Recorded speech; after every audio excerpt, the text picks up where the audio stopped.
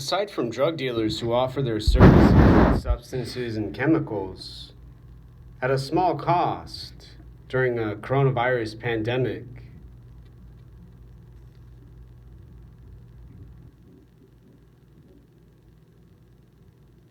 there's a fair and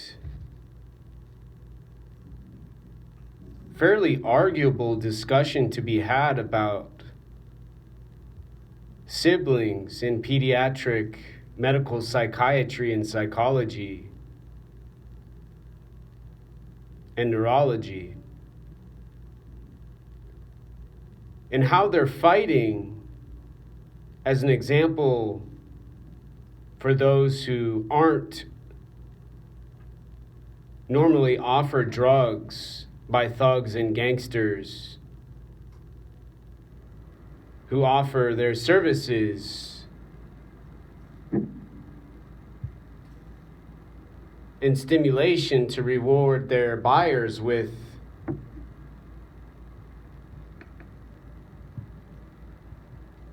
a pleasure they call methamphetamine crack. Now, siblings within pediatric medicine, with drugs aside for adults, well overdue for an overdose and death, and a burial in hell where they belong, and will go when they don't leave me alone, when they don't go their merry little way and play their little song and watch their little TV and sleep in their bed when they're not high on some drug now. Or making a rap song about some explicative for some gender-neutral human they call homophobic paranoia, violent duality. Now, brothers and sisters and families and gender-neutral young humans,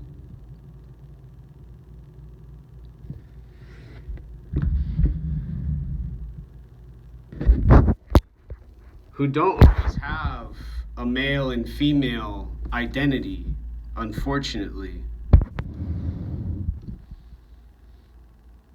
could very well have most of their difficulties explained in a simpler, less bloody and violent manner as those dominant humans do on Capitol Hill in Seattle.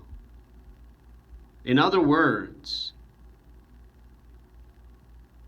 a brother and a sister is an example, with one sibling having stronger attention than the other, with either gender or no gender at all, controls the other sibling with their focus and concentration from their attention, causing their awareness to give them dominance. And where there gets to be some difficulty has to do with when the dominance does not get eliminated, prevented, and stopped now. Similar to adults when drug addicts who aren't in jail and prison or locked in some psychiatric hospital choose, instead of living in an apartment studio, making a new system within processes and procedures to have their own well thought out processes and procedures for buying what they sell. TVs and stolen goods and items. Drugs they got from some Mexican they call a beaner, a wetback, yelling out N-word explicatives. They are the SHIT who buy from their cartels and mafia families they call La Familia. And when they're not making threats and bullying and harassing with their cigarette smoke in faces they stare at and observe, and they're not patrolling a building to keep their female gender companions safe and secure, they're wearing shirts to say they are a pride flag, gender neutral planet Earth, who only want legal drugs to get high and to lose their mind they hate so much now. They're Army veterans. They're Marine Corps veterans. They're normal humans and folks and people. And often we're trained by a government of the United States of America about how to have undefeatable awareness with a posture, a gesture,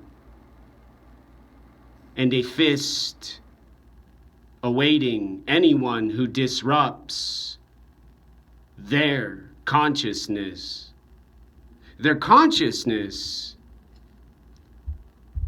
they feed ramen noodles and dried pasta boiled in a pot of water made by some girlfriend, woman, companion who wears a Band-Aid on their face, who has a description along with a psychotic drug addict. Now, these are humans who leave prisons and jails from doing too many drugs and shooting too many guns, who don't leave with the intentions of Nelson Mandela,